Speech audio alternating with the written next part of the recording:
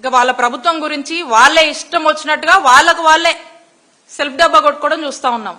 మరి రాష్ట్ర ప్రజలేమో ఈ చంద్రబాబు నాయుడు గారు ఈయన ఎప్పుడు దిగిపోతారు, చక్కగా సంక్షేమం అందించినటువంటి జగనన్న సంక్షేమ పాలన ఎప్పుడు వస్తుందా అని చెప్పి ఒకవైపునేమో రాష్ట్ర ప్రజలంతా కూడా ఎదురు చూస్తున్నారు.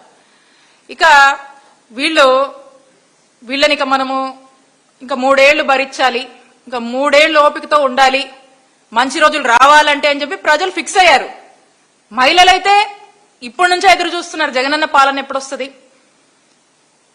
జగనన్న సంక్షేమ పాలన ఎప్పుడు వస్తుంది, మహిళలకు రక్షణ ఉండే రోజులు ఎప్పుడు వస్తాయి అని చెప్పి మహిళలు ఇప్పటి నుంచే ఎదురు చూస్తా ఉన్నారు.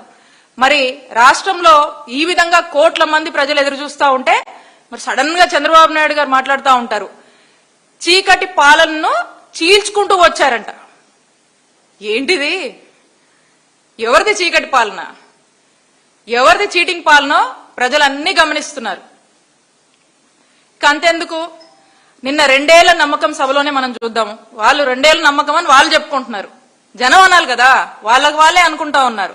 ఇక ఏ విధంగా ఆడబిడ్డలకు చావు కబురు చల్లగా చెప్పారో మనం అంతా కూడా చూసాం.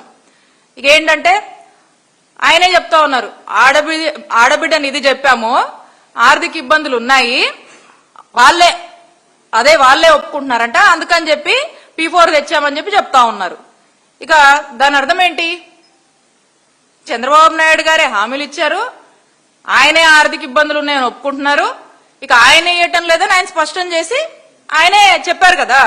ఇది మోసం కాదా, ఇది దగా కాదా, ఇది చీటింగ్ కాదా అని అడుగుతా ఉన్నాను.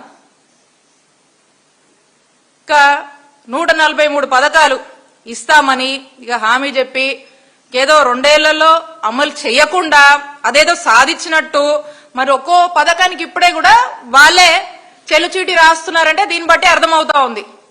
వాళ్ళు ఇంతకుముందు తెలీదా వీళ్ళకి డబ్బులు లేవని, లేదా ఉన్న డబ్బులు సరిపోవు, వస్తే అధికారంలోకి వస్తే ఇవన్నీ మనం హామీలు ఇస్తున్నాము, వచ్చాక ఇవన్నీ అమలు చేయడం సాధ్యం కాదని తెలీదా? ఇప్పుడు మాయమాటలు చెప్తా ఉన్నారు. చంద్రబాబు నాయుడు గారి అనుభవం ఎంత? 45 ఏళ్ళు ఇండస్ట్రీగా చంద్రబాబు నాయుడు గారు 4 సార్లు ముఖ్యమంత్రిగా చేశారు కదా ఆయన. మరి 4 సార్లు ముఖ్యమంత్రిగా చేసిన అనుభవం చంద్రబాబు నాయుడు గారికి ఉంది కదా, అప్పుడు తెలీదా ఈ లేనిపోని హామీలన్నీ ఇచ్చేసి ప్రజల్ని మోసం చేసిన వాళ్ళం అవుతామేమో, ఇవన్నీ ఇవ్వడం సాధ్యపడదని మరి మేనిఫెస్టో రాసినప్పుడు తెలీదా, సూపర్ 6 రాసినప్పుడు తెలీదా చంద్రబాబు నాయుడు గారికి?